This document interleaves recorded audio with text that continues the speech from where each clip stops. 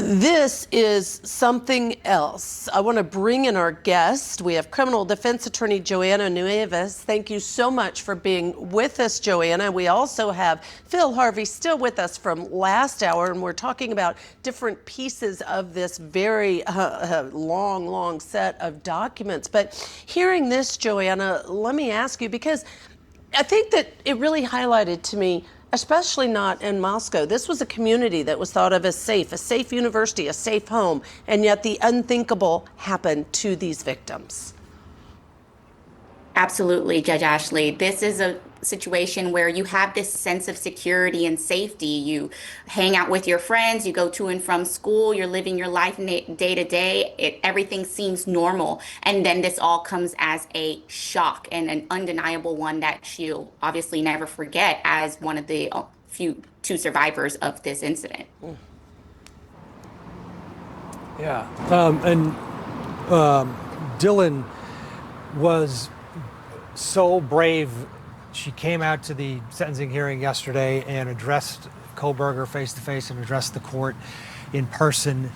Bethany Funk had a statement read on her behalf by a friend, but these two had their worlds just turned upside down, Phil, because of the speculation that probable cause affidavit was just long enough to provide enough detail to the general public about the fact that there were two surviving roommates and they didn't call 911 till 11:55 the next day, and that opened the floodgates of criticism. Why? Whoa. And we're now getting the backstory. We're getting more information about what those two young women went through. This, for them, they are living now for the rest of their lives with survivor's guilt and trauma that is not going to go away. I was just saying, you see that these things happen with just moms on a daily basis. You might forget your keys in the fridge, and you do things that are out of the ordinary because your brain is scattered with so many things going on. And these two women just experienced one of the most traumatic things that they'll ever happen to them in their lives, and they're frozen in shock. And no, they may not have done what everybody thought they should have did in that moment, but it's completely understandable. The panic had them frozen. Yeah. Additionally, that initial probable cause statement doesn't give us the full picture. And of course, now we see that the full picture is hundreds of pages long, 314 supplements, and the survivor's guilt, the perhaps irrational reactions initially, all that gets amplified because on a case like this, there's immediately so much attention and speculation. You really do feel for these two survivors because you're right, their lives have been turned upside down. They will never be the same person after all of this. And it is, again, just remarkable, though. Initially, she said nothing weird had happened. That was their question to her. But as the Moscow Police Department continued investigating, they did start to hear some recollections. There was that man standing in the back, behind the house, looking into the backyard. We did come home to find the door off the hinges. So we don't know how much of that was Bryan Kohberger and how long he had staked this out. I still don't think we have a motive from what we found thus far, other than some of the stuff we talked about in the last hour, that he wanted to try to commit the perfect crime. But there just was a huge investigation here, and there was a lot to piece together. Yeah, let's read more from Dylan and her report. And this is what you were just saying. Dylan first told police about seeing someone in the house when they responded to the crime scene. Later in the day, she had a longer conversation with police about what she actually saw. When asked again about the series of events, Dylan said she opened the door, meaning her door, when she cried out to Kaylee, then closed the door because she was scared. Dylan said she then opened the door again and heard who she thought was Kaylee, but it could have been Xana, crying in what she thought was the bathroom. Dylan said she then heard a man's voice say, "It's okay, I'm going to help you." Dylan said it was weird because the statement was not in a nice way, and the voice was one that she had never heard before. Joanne, we had a version of that in the probable cause affidavit, that she was hearing this voice. And now that we know the full picture, some of the details were probably inaccurate in her mind. But I mean, what this experience, and again, a lot of people, when they hear this, they'll be like, well, why didn't she call police, or why? And we heard from her in other documents, they were drinking that night. It was a football Saturday. She was basically, between her and Bethany, they didn't know what was real and what wasn't, and what if they were just hearing different noises from friends who were in this party house. It's a heartbreaking all of the way around when you listen to Dylan and what she went through and these interactions she had with investigators. Yeah, absolutely. I mean, we get to sit back and dissect what's going on and read through the documents and try to formulate opinions about what people were thinking at the time, but none of us were really living through that moment. And when we have somebody who, you're living in a house with 6 different people, multiple floors, you're hearing noises, you're not sure what's going on. I mean, you have these roommate situations where we don't want to get involved in anybody else's business. We don't want to up and call the police and blow things out of proportion, and maybe it wasn't as we thought it might be. I think, obviously when she indicated that she saw like a masked intruder, that's the thing that flags for people. You know that somebody is there. Why aren't you calling the police in that very moment? And I think it's really about survival instincts. Are you going to stand there? Are you going to freeze? Are you going to fight? Are you going to flight? And they were just trying to process what is happening around them. And, unfortunately, it's hard to comment on something that's probably going to haunt them for a really long time. And I just think they may not believe that it's true, that it was really happening. You're in your home. Who's going to think, oh, there's a man in here killing my roommates? I don't think anyone's going to think that. But I want to pick up and read more because, again, Dylan is the only person at 1122 who saw Bryan Kohberger and lived to tell about it. So let's pick up with what she said. First of all, Dylan said she called out to Kaylee again, and there was no crying after, and she did not know what happened after that. Dylan said she opened the door again, and the guy is right there. Dylan described the male as approximately her height, 5 foot 10 inches or a few inches taller, but not skinny, but athletic build. Dylan said the suspect was wearing all black with masks that covered just his forehead and goes around his face. Dylan showed with her hands the mask exposed his nose, but covered the mouth area.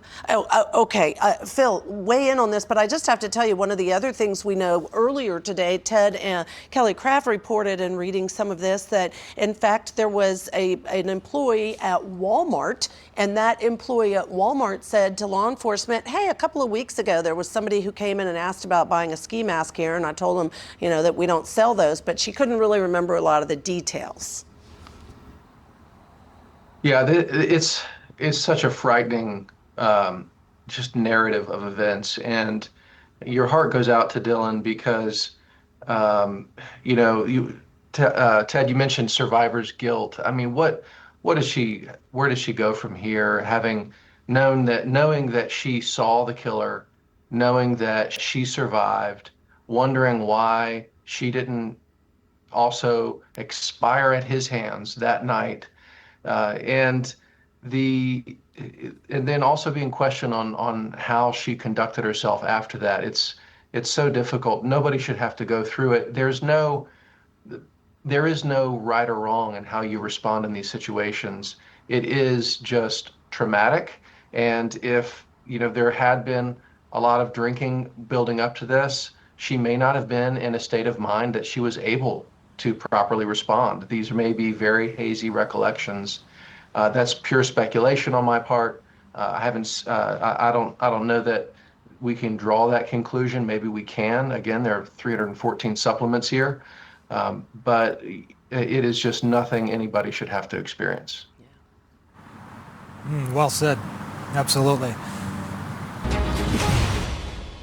He is a hollow vessel, something less than human, a body without empathy, without remorse.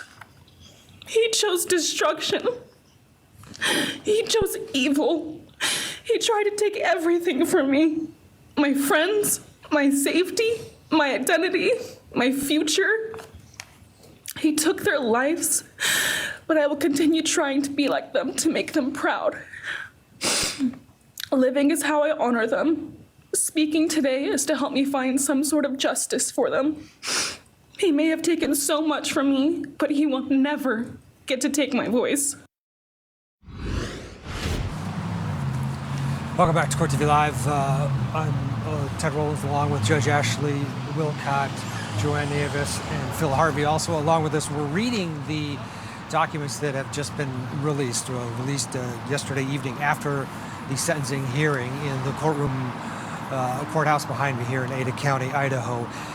And you just heard Dylan Mortensen. That was yesterday. She had the courage to come to this hearing with the world watching, and the man that invaded her home and killed her friends and walked right by her. She confronted him and explained in heartbreaking detail of what his murderous rampage has done to not only her, but all of the friends of the 4 slain students. And part of the documents that have been released are shedding more light on what Dylan said in those moments after, or days after this happened, during police interviews. This is from a Moscow police report talking about an interview they had with Dylan, and she's talking specifically about the man that she saw leaving the house on Kings Road, 1122. Dylan said she believed the suspect was white, but did not remember eyebrow color or what his eyes looked like. Dylan said when she saw the suspect, he saw her and just left. Dylan said she believed he was holding something near his stomach or belt line. Dylan used both hands to point straight out from her abdomen, then moved her hands apart and back together to simulate a bulge. Dylan said this area was black in color, and she thought that now maybe it was a gun. Dylan said the unknown object had an arrow shape to it. Dylan really was unsure, and she said she was tired during the event. Phil Harvey, he likely did have a gun. If you think of, if he's planned this out the way we know he has, is it safe to say he likely did have more than just his K-bar knife, and likely had a gun just in case he needed it? We certainly can't rule it out. It's one of those details that I think tells us that Dylan Mortensen was afraid in that moment, because she's giving a statement. Now, maybe some of this is her interpreting what she saw in hindsight. It's very difficult to determine the reliability of eyewitness testimony in general, because it's a stressful event and memory is a fickle thing. So she didn't say she saw a gun. She said she saw a bulge near his waistband. He may have been carrying a firearm for his personal protection in terms of his escape plans, because he apparently didn't intend to use it in the crime. But it certainly says a lot about what Dylan Mortensen went through and how she, at least how she's interpreting the events after the fact. And Dylan admits that they were drunk. They'd been out celebrating. There's a big football game that day. There'd been a party at the house. They went to a college football game, doing what kids do in college, out having fun. She admits that they were drunk. Let's pick it up there, because Dylan Mortensen did help the Moscow police come up with a description, a timeline rather, of how long Bryan Kohberger was in the house before she did see him leaving. She was asked how long she believed it was from the time Kaylee said, "Someone is here," to when she, Dylan, saw the suspect. Dylan said she thought it was about 10 or 20 minutes. Dylan went on to say she was in and out of it, and she did not fully remember the incident. Dylan was asked where the suspect was at in the residence when she saw him. Dylan said the suspect was between her bedroom door and the kitchen. Dylan said she remembered watching the suspect go out the kitchen door and leave. Dylan said at this time she closed her door and locked it up as fast as she could. Dylan said the suspect did not walk toward her or say anything. Jo-Anna, first of all, Dylan and a roommate admit that they were scared, that they would think that they heard something and call people to help because they were scared in their house. And then this happens. But part of what stood out to me is why didn't or wouldn't Bryan Kohberger attack her? Why do you think that he kept going, that he didn't come back? Was it the thrill of catching the other roommates unaware? Why would he just leave and leave an eyewitness there? You know, it's hard to interpret the mind of somebody that you just completely don't understand their behaviors to begin with. You know, he had we don't know the motive for why he did what he did, so it's hard to explain why he didn't do what he didn't do. It may be that he, you know, I know she thinks that he saw her. Maybe he didn't notice her peeking out of the door. Maybe there wasn't an exact eye contact. He's on a mission. He completed his mission upstairs and he's on his mission to get out the door. So it may have been something that just escaped his view. She may have opened the door just very briefly and closed it again. Or, you know, there is the possibility that like he had an idea of what the schematics were in the house and who was in there and had decided that this is part of his overall stroke in terms of this plan. I'm going to kill these people and I'm going to let the remaining two survive to live with the memory of what happened. So he gets his the thrill from not only committing the murder but also leaving these people to live with the agony of it. When you see him in the sentencing, it doesn't even seem as he's impacted by the statements that are being made. And so there's so many things that we could speculate on, but it's a wide variety of strange musings that might be going on in his head. Yeah, absolutely. Phil, do you think we'll ever hear the story from Bryan Kohberger? He decided not to allocute yesterday here in court, but will he tell his story in his version, at least on his terms? Do you think at some point, because he is a narcissistic wannabe? You know, again, he could still pursue post-conviction relief. That's something to keep in mind. He has waived his right to an appeal. If he has any buyer's remorse for accepting this negotiated plea within the time allotted in Idaho, then he could allege that his defense counsel was ineffective, or that Judge Hippler was somehow should have been conflicted off the case or made egregious errors, and he can try to get the case reopened. If he is considering that, obviously we don't know what's going on in his mind, but if he's considering that, he should remain silent until that process is complete. But looking forward, you know, will we ever know? Will we ever hear his side of the story? I got to say, I personally, I hope not. I don't think you know, perhaps in some respect in terms of, you know, studying psychological disturbances and neuroses and understanding from a criminological perspective how to identify these sorts of perpetrators. Maybe there could be some benefit from hearing his story, but there is just there's so much need, I think, for the families to have some closure and to allow the spotlight to move on. Obviously, this is breaking news. We're talking about these documents. The public wants to know about them, and I think there's a value in having the post-event briefing, in a sense, is what we're doing here, and understanding how the investigation was conducted, what the survivors went through.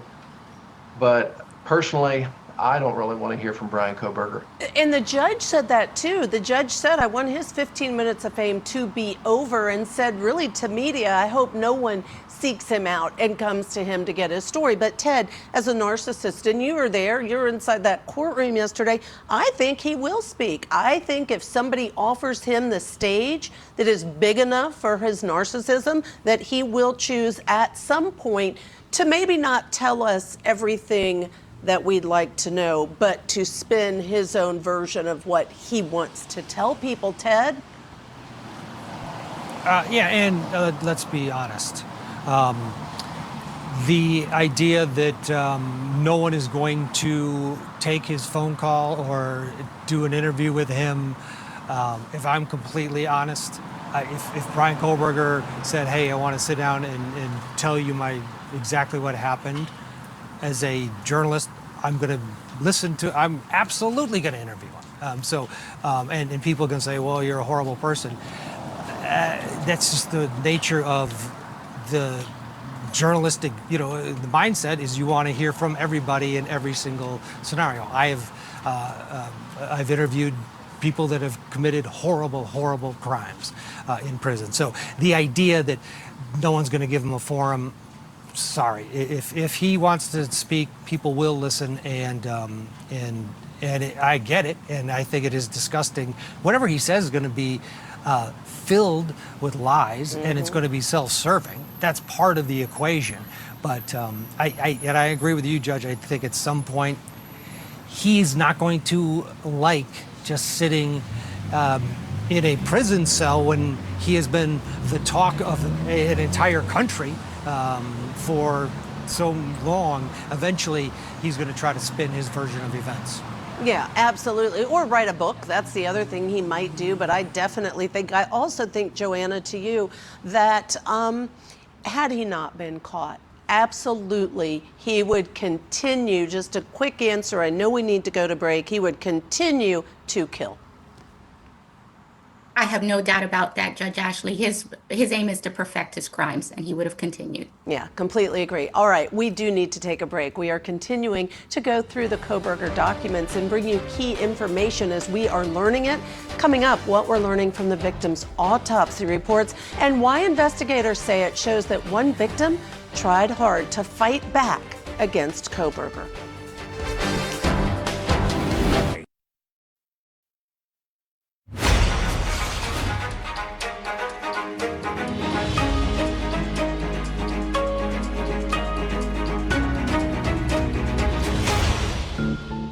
I was so frantic that morning and scared to death, not knowing what had happened. And when I made the 911 call, I couldn't even get out the words. That was the worst day of my life. Xana was 1 in a million. She was the life of the party, but she was also the kindest and funniest person I knew. Kaylee had the most beautiful, radiant smile. And she was so kind, but also one of the funniest people I've ever known. I really believed that she could have ruled the world if she wanted to, and she would have been America's sweetheart. Ethan was the sweetest, most genuine guy.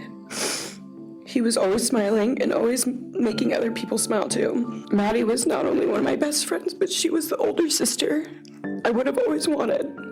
He is a hollow vessel, something less than human. We are done being victims.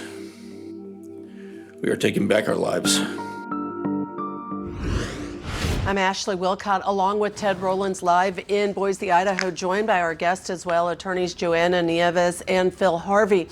This hour, we're bringing you a look at newly released documents in the Idaho student murders case. Now, these documents there's a lot of pages, but they're shedding light into what really happened to Kaylee Goncalves, Madison Mogen, Xana Kernodle, and Ethan Chapin. Hundreds of documents were released by the Moscow police within hours of Kohberger being sentenced to life in prison. Now, in the next part of this, we want to focus on the autopsies of 2 of the victims. Let's start first with Kaylee Goncalves, who had 20-plus stab wounds, and the document states that she had sharp force injuries, asphyxial injuries, blunt force injuries, and that her fatal injuries included lacerations in her left lung and liver, subdural bleeds, a stab behind her clavicle that cut her subclavian vein and artery. Phil, very hard to hear, but the reality is that is not one stab wound to the heart. That is not a quick get in, get out. that is purposeful, and she's moving, and Bryan Kohberger's going after her, and repeated stab wounds. The number of injuries surprises me a little bit when you hear all 4 were killed by one person in their home, 4 a.m. It happened, so many stab wounds, so many injuries. It is shocking, you're right. Judge Ashley. And the asphyxial injuries do make it appear that he was holding her down by her neck while he proceeded to just brutally stab her repeatedly. Just the number of the wounds and how deep and how brutal they are, it's not something you see. I mean, I have seen stabbing cases, but the reports in this case indicate a level of intentionality and force and a methodical approach that you really don't see very much. Ugh, Ted, it's horrific hearing these details. Yeah, it absolutely is. And to your point, it's so many stab wounds. The rage that he had to have had, or something, whatever was fueling him. He doesn't know these people. Like that. It's not the ex-boyfriend. It's not the husband or the wife killing the husband. Like a lot of the cases, these are 4 strangers, and he mutilates them. It is horrific. And look at Madison Mogan, her autopsy report: fatal injuries, lacerations to the left lung and liver. Maddie only had sharp force injuries. The weapon was very sharp. Suspect used a lot of force. Jo-Anna, you said earlier it's hard. You're not going to be able to put yourself in the position of the person that, if you want to call him a person, that did this. But just from a logistical standpoint, to pull this off, you have to be physically and mentally in a state of where adrenaline's running through your body, and there's got to be a factor of rage or something, because it's just he mutilated 4 individuals in a very short amount of time. It's horrible. Yeah, it is terrible. Reading this is just as it shines this light and makes it very, very clear that there had to be something more to it. I think that's just what people want to believe, because it's like, how not only are you carrying this out and against 4 people, but stabbing tends to be so personal. Like you were saying, you see this in these dating relationships, or where there's something that happened, and then you have the asphyxiation as well. Like a strangulation is some kind of like more personal type of crime that we typically see. And so those combination, when you see that for Kaylee, but you don't necessarily see the same report for Madison, it almost makes you wonder, was there something that triggered this between him and Kaylee that trickled over into the rest of the home, but was his intention really targeted towards her? Again, we don't know, but those little nuggets or clues that are left behind make you wonder that yes, they were strangers. They didn't personally know him, but was there some off the cuff remark or something that happened in a parking lot or some chance encounter at some point that really made them the target of his fixation? And, you know, it's interesting. I think the word targeting can be misused or misunderstood, because I know the police in Moscow said no, they were not targeted. But when we're looking through this transcript and see things like one of the roommates reporting she may have seen someone outside of the home, one of the doors hanging by its hinges, the screen doors at the home, you do have to wonder, to your point, if perhaps he didn't know them, but he had his sights fixed on them. Call that what you may. I want to turn, though, to another part of the documents, because we also see some of the results from Xana Kernodle's autopsy. I can't get over this. It states that she had 50 plus stab wounds. Most of hers were defensive wounds. Her fatal injuries included lacerations in her right lung and heart, with only sharp force injuries. To make it even harder, to make it even sadder, Phil, defensive wounds, 50. She fought for her life, literally, and the autopsy proves that. It does, and I think if you look at the differences that you see in the autopsy reports for these individuals, I believe it was it Morgan's that it was only fatal, it was only sharp force. Kaylee, you have the asphyxiation, and then with Zaina, you do have the defensive wounds. So it suggests it certainly would be consistent with an unfolding of events where Morgan is kept caught completely off guard. Kaylee is sort of becomes aware of what's happening maybe right before it does, and he has to hold her down. And by the time he comes to Zaina, she is aware of what's happening in the house and trying to do something or defend herself. So just a horrific picture of events, and I think that is borne out in the police reports and the observations of the first responders when they arrive. Yeah, and we do know that Zaina had received a DoorDash delivery in the minutes before, within 15, 20 minutes before the murders. And according to her phone activity, she was on watching TikTok videos, so she was awake. So she must have heard something up from the third floor and then engaged with the suspect, but 50 plus wounds is horrific. Now, Ethan, this is the autopsy findings for Ethan Chapin. Fatal injury was from a stab wound under his left clavicle. The wound severed his jugular vein, subclavian artery. He only had sharp injuries as well. Was he asleep? Was he... You have to think that if Zaina fought back, that maybe he was just waking up, or if he was killed first. We don't know. We don't know, but what we do know is that these four beautiful people were absolutely just butchered in a way that is savage. And again, it comes back to how would you fuel that? And we don't know, but you're right in. Jo-Anna, there seems to have to be something, unless he's Mr. Warrior going to fight in his.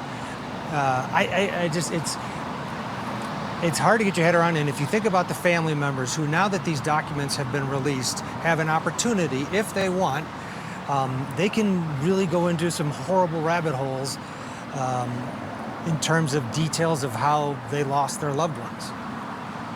Ted, can I just jump in here and say, I just think there was an adrenaline of committing the perfect crime. I think in his mind, he was going to commit that perfect crime. He knew exactly what he was going there to do. And I think his adrenaline was so full tilt to do this successfully that just fueled him on. Jo-Anna, I know Ted had asked you. I just had to say that, but Jo-Anna, weigh in, please. Oh, yeah, for sure. I think the family, it would be hard for these people who've been so invested and who have these unanswered questions and, to avoid looking at these documents and trying to figure out something to give them, bring them some level of peace and closure about what happened. And, him not saying anything, obviously he has his rights to keep it to himself, but him not saying anything is just another level of torture towards the family and the survivors. And then as far as, him carrying out that perfect crime, obviously he failed. He left a sheath behind with DNA evidence on it. And, he prides himself on being so smart, and this narcissistic demeanor that we've kind of caught on to, that we've mentioned, may lead to him somewhere down the line doing a book or doing some television expose on why he did it and how he did it. I do believe he'd love to take the stage with that. But at the end of it all, will this give the family any peace? I think that's what we're looking for, whether it's from him sharing something or these documents. They may want to avoid the gritty details, but I don't think they'll be able to resist. They're going to be looking for some closure. Right, you want to know everything. You want to know everything. What happened to your little girl or boy at this point? Because let's face it, they were young adults, yes, but to their parents, they were their little ones that they watched grow up. It's heartbreaking. Let's get a break. When we come back, more insight into Bryan Kohberger from an inmate at the Ada County Jail who was right next to Kohberger. He reached out to investigators. This is part of the document. What he said about Kohberger It's interesting. Stay with us. Tonight, on Closing Arguments Never Before Seen, police investigative reports in the Idaho student murder case will break down the shocking new details. Closing Arguments with Vinnie Politan, tonight at 8/7 Central, only on Court TV. Just look at that touch. A round of applause for that. Saturday night. When she is on the field, she changes the game. Saturday night. Saturday night. Saturday night is our night. The new Saturday Night Out returns August 2nd.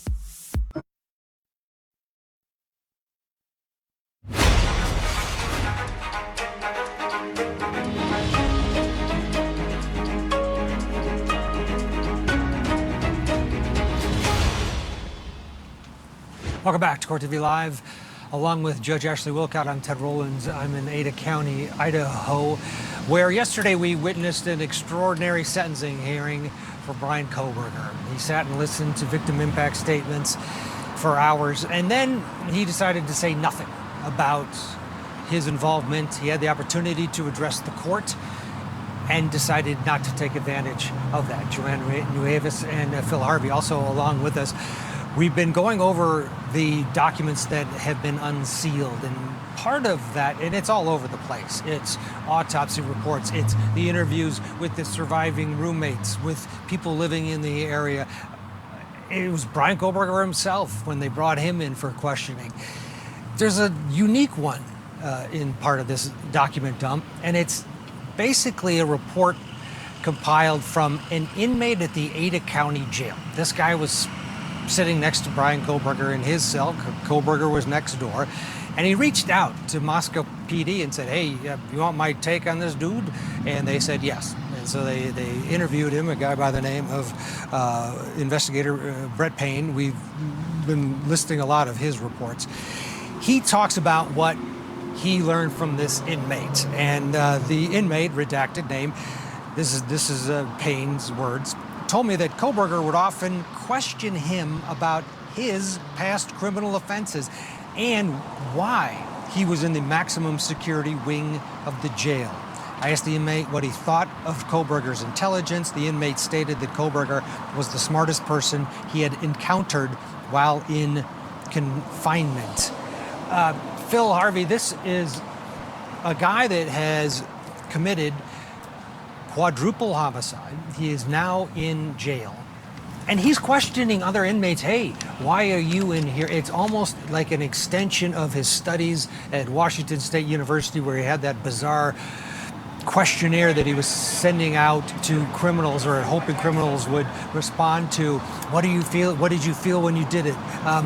He's not in there saying, oh my gosh, what have I done? Crying, wailing. There doesn't, just from this one inmate's report to police, it doesn't sound like Kohberger lost any sleep after butchering these 4 young people. Phil. Ted, I agree. The picture that we see emerge from this note, as well as so many details from this investigation in this case, is it seems that Bryan Kohberger just has a lurid fascination with violence. He enjoyed his crimes, it seems, and he's asking his neighbors in jail and in prison about their crimes. And so it is it's very disturbing to hear about, and it confirms the worst suspicions about Bryan Kohberger's character and mental stability. And I want to talk a little bit about more insight into who he was. This is also from the transcript. The inmate told me Kohberger quickly became annoying because of his habits.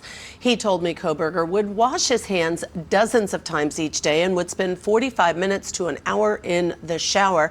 I asked the inmate if Kohberger slept at night. He told me Kohberger would be awake almost all night and would only take a nap during the day. Jo-Anna, to me that sounds a little bit like symptoms of OCD, the hand washing, etc., which isn't necessarily in keeping with the number of times he stabbed the victims and the things we learned from the autopsy reports. Or Right, is it? Maybe it is. You know, when you start thinking about why were there so many stab wounds, right? 20 and 50 stab wounds. was it symptomatic of his OCD and the other mental health diagnoses that he has? Did it have to be an even number? It's not 21, it's not 52, but 20 and 50 plus. I don't have the exact number in front of me now, but I wonder if it was somewhat compulsive, that it was also that extensive. That's a good point, Ted. Good point. It might have been. Interesting, yeah. Yeah, it's horrible. The fact that he isn't curled up in a ball in his cell in the Ada County Jail, a guy with no criminal record, and he's more concerned about his hygiene, his habits. I don't know if he broke a sweat, and you look at that selfie that he took after the murders, it makes it even more disgusting. He accomplished what he thought was a goal, but it wasn't. We're learning more on all of this through this document release from Moscow police. We're going to hit a break here. I want to thank Jo-Anna and Phil for your valuable time. Appreciate it. Judge Ashley Wilcott as well. We're going to step away and get a break here. Don't forget to like and share this video, and for more legal insights, keep watching and subscribe to our channel.